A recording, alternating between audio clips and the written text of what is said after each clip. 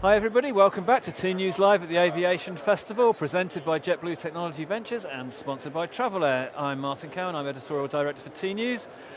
Next up, delighted to have Henry Harteveldt, travel industry analyst, which I think underplays what you do slightly, Henry, who's the founder of Atmosphere Research. Now Henry, I know you've been moderating. Yes. So thanks very much for taking the time to see things from the other side and My be pleasure. the interviewee. Yes.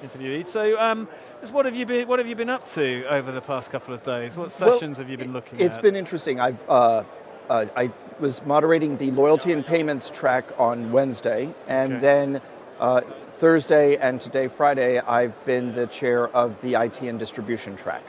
Okay, so loyalty and payments. We've done IT and distribution quite a lot on tnoozLIVE. So let's maybe loyalty and payments, just to keep it fresh. I mean, what's the mood music in the loyalty and payments sector like at the moment? You know, what's interesting is there's a lot of curiosity there about the role that blockchain will have. Okay. There were sessions held Wednesday morning with people spilling out into the hallway when KLM and Air Baltic were presenting about their work with blockchain.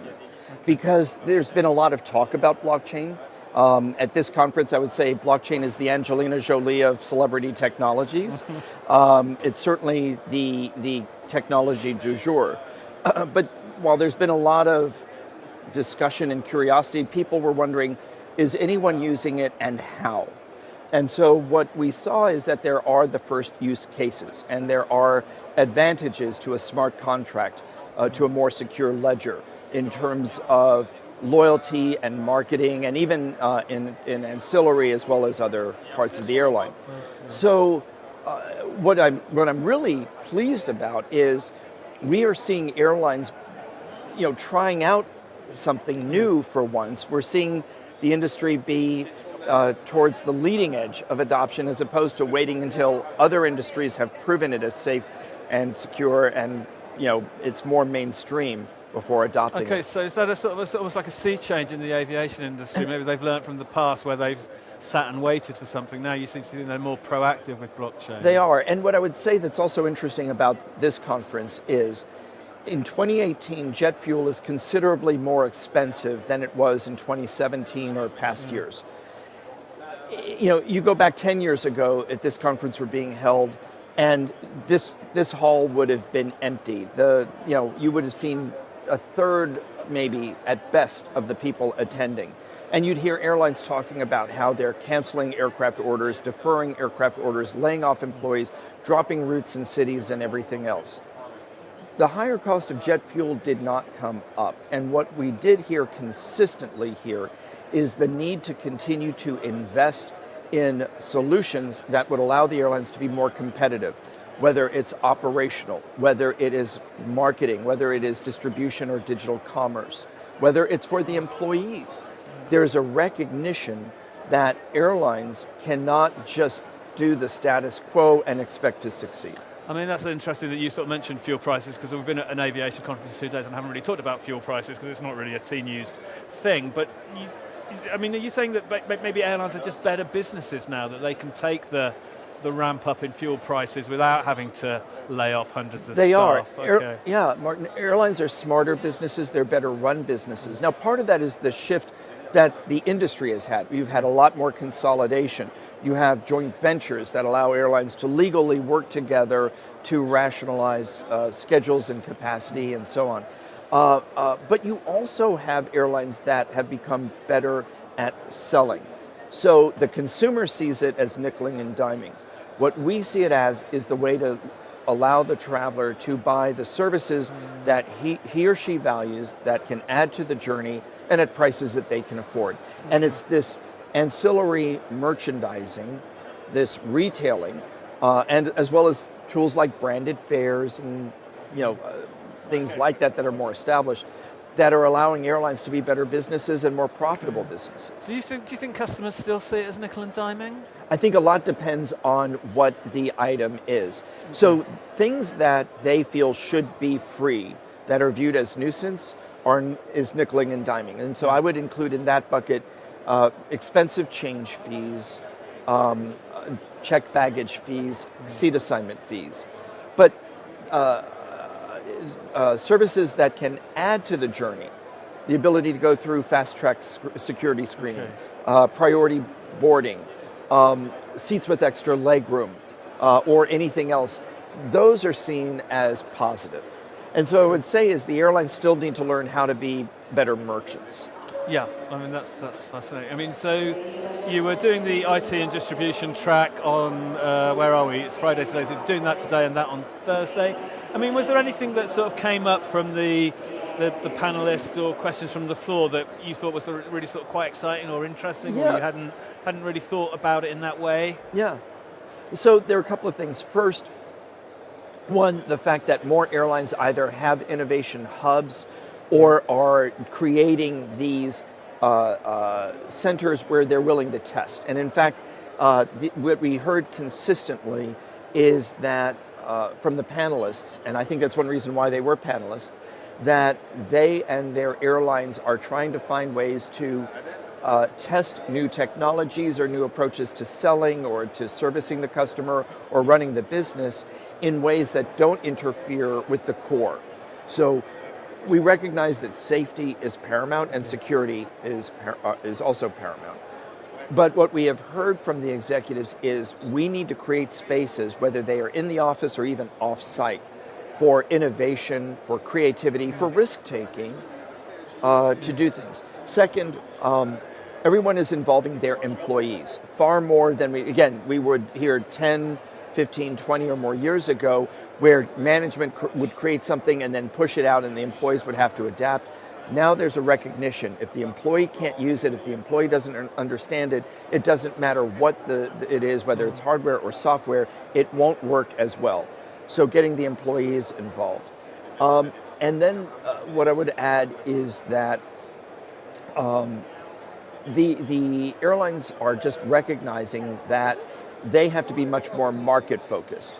So that means slaying sacred cows, being willing to change how they go to market, being willing to, in some cases, they initiate a fare or a product or a process or a policy.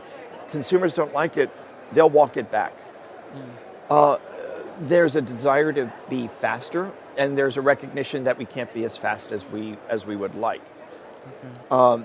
There is what I also heard that was encouraging is less adversarial commentary. So again, even 3 or 5 years ago, we would have seen airlines and GDSs butting heads. Now there's a recognition that it can't just be about cost, it has to be about value, and there has to be a partnership. And whether it's about NDC-based solutions or something else in distribution or digital commerce or digital marketing, that the airlines and the partners they work with have to really be in partnership. It can't be a client vendor. I mean, that's something that we've sort of noticed on T-News over the past maybe 2 years, is more of an ecosystem of partnerships, for want of a better phrase, where people who, as you said, 3-5 years ago would have been more adversarial are now working together more closely, not across the board, but in very specific niches and areas. So if those are the things that sort of excited you, I mean, was there anything that on the corollary of that, was there anything that just made you feel a bit demoralised and, I've heard that before, or you said that 3 years ago and nothing has happened? Yeah, so demoralizing, no. So that's a good thing, right? It's not like I'm about to hit a bunch of prescription pills to cheer me up. But, we have heard the talk about personalization and the need to be more customer-centric for years. And yet the challenge is that we still don't recognize the customer. We look at the customer through the lens of the PNR, the passenger name record, as opposed to the person. The closest we could even hope to get to that customer is perhaps their frequent flyer account number to identify them. So we really do need to find ways to get customer-centric beyond the confines. There's still a lot of things around this industry that confine us from being as customer-centric as we would like. One of the points that we heard repeatedly is our customer is the Amazon customer, and we're being held to the standards of brands like Amazon or Starbucks or Netflix or Google, whoever it may be. And so we as an industry have to find ways to become more agile, more nimble, more responsive, more proactive. We're working on it. I think we deserve credit for all that we have done. probably more credit than we're getting. But what I would also add is no one here said, we've cracked the code, we've figured it out, we're done here, and we're all going to go to the beach and lay out. So I mean, so that sort of customer centricity and airlines' inability to sort of get to where the press releases say they're going. Right. I mean, is that a regulatory, a commercial, a technical barrier to that? I'd being say it's adopted? mostly technical and commercial. Okay. So technology is an enabler. Technology allows us to do things, but technology can also restrict what we would like to do. And there is a recognition by the people who've spoken here and by me as the analyst looking at this that we know we need to do better. We know we need to be faster. We're making improvements, but it's still not where we need it to be. Okay. And when do you think we'll get to that stage where it might be where they think they want it to be? I think if we keep the pace up, and assuming that there are no terrible events that happen, I think we're within 5 years, maybe less, of getting to critical mass of capabilities being available to a lot more airlines. We talked this morning about is technology going to create airline haves and have-nots? And there is a concern that could be there. Most airlines will be on the haves, but will they have as much? But I think access to technology is going to be perhaps even more important for an airline as access to capital. Interesting. Access to technology. Okay, right. Well, Henry, thanks very much for taking the time to join us. I think we've done our 10 to 12 minutes, and pleasure to have you. My pleasure. Interesting as ever. Martin Cowan, tnoozLIVE at the Aviation Festival, presented by JetBlue Technology Ventures, sponsored by Travel Air. I'll be back shortly.